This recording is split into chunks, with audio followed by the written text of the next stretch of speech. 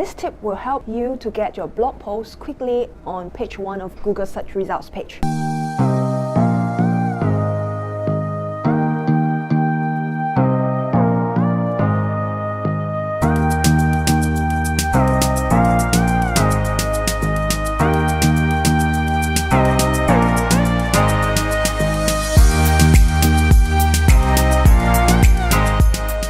Hi everyone, this is Clarice and welcome to my YouTube channel.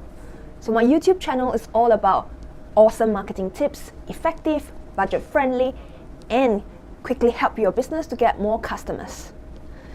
So today I'm going to talk about one of the top ranking signals for Google. So as you know, Google actually uses over 200 ranking signals to decide which blog post or which web page goes on page 1 of the search results. The third ranking factor is called the rank brain. If you haven't heard of rank brain is an AI tool, ranking algorithm that basically works out how users interact with your blog post. So there are 3 aspects of it. One is dependent on the bounce rate, click-through rate, and average dwell time. So let's go to bounce rate. So what's bounce rate about? So for example, when there are 10 blog posts on page 1 of Google search results. So if someone clicks on results number 1, go to a website and then decide, okay, this is not what I want, and then quickly press the back button, this means that this person didn't find it very useful. So Google uses that to determine if the search results was relevant to the original keywords that the person was searching for. If your blog post is on, let's say, results number 8, and someone clicks through it and go to your website and then click on other pages and stay there for a while, this was useful to the users. So when you get more of these users clicking through to your website, gradually it's more likely that your blog post is going to go from page position 8, slowly working itself all the way up to maybe even position 1. What's click-through rate? Click-through rate is when the users, when they see all the search results on page 1, and if they decide to click through, so it determines. So for example, if let's say you have a blog post that's on search the results position 1. So what happens is, if someone reads through it, looks at your title, looks at your description, and decide not to click through it, okay, and then skips down to the search results number 2 and click on your competitor's blog post. This means to Google is sending a signal that even though you're on position 1, it's not something that was useful. That's called the click-through rate. So if you have a high click-through rate, so every time your blog post is on the search page results and then you get people clicking through it, so the more clicks you get, it means that it's more likely that your content was really relevant and was helpful for the user. Third part is the average dwell time. This means that when someone clicks through to your website, goes to your website and hangs around on your website for maybe, I don't know, 3 minutes, at least 3 minutes, 10 seconds.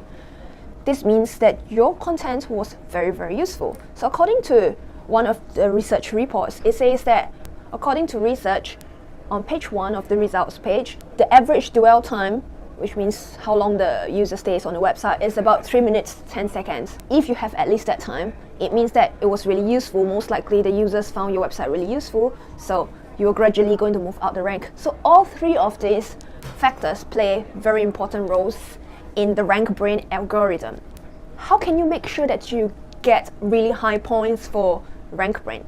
So according to these 3 factors, number 1, optimize your title, make sure it's relevant to the keywords, and your meta description. So the meta description is the little highlight preview that you see on the search results page. So if you write 1 to 2 sentences that's really relevant, that helps to answer the question and intrigues curiosity and gives the user the feeling that this is the blog post that they need to find out the answer, it's more likely they're going to click through.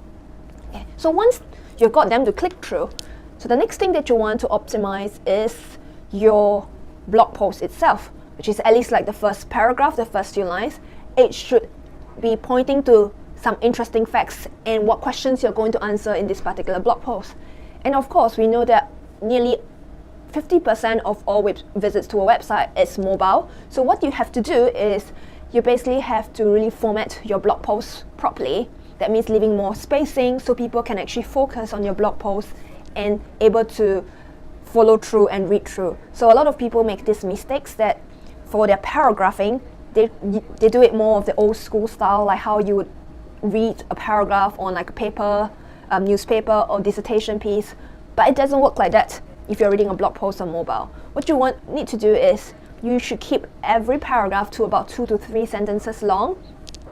And then even if you had originally, if there's a big chunk that you're covering in one paragraph, if it's 5 to 6 sentences, split it up. Because on mobile, you can actually follow the thought process better. So you want to do that. And make sure you include useful subheadings of each section so people can quickly glance through if the subheadings are actually part of the solution, answering the question of the user. So they can quickly glance through and decide if this is something worth reading or even bookmarking for later reading.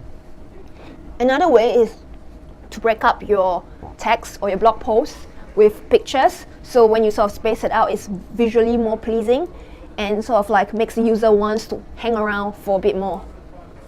So the third thing that you can do is to include relevant links on your blog post. So if you want your user to click through to different parts of your website, include relevant links in your blog post, or if you have like interesting sidebar, so you can get the user's interest. So if they find something else that was like, oh, this is something interesting, that they have something to continue to click through and find different useful information on your website. This is sort of like, for example, if you step into a shop and then you see all the headings of how each shelf is being positioned. You can see like, okay, this is where I want to go, that's where I want to go, that's very interesting and outstanding. So it can actually grab the user's attention and make them want to stay longer. So the longer they stay on your website, the more likely that Google thinks that your website was really interesting and very useful for the user. So these are my 3 tips on how you can rank higher on Google search results page 1 and how you can score in the rank brain search signal. So what do you think? Are you optimizing your website and your blog post for rank brain signal, the number 3 ranking signal that Google thinks is most important? Let me know in the comments below. I want to hear from you. Let me know if you have any other problems that you're facing for Google, and I'll answer you in the next video. So thank you for watching. If you enjoyed this video, hit on the red subscribe button and click on the notification bell so you don't miss out any of my next videos. I'll see you again next time. Bye!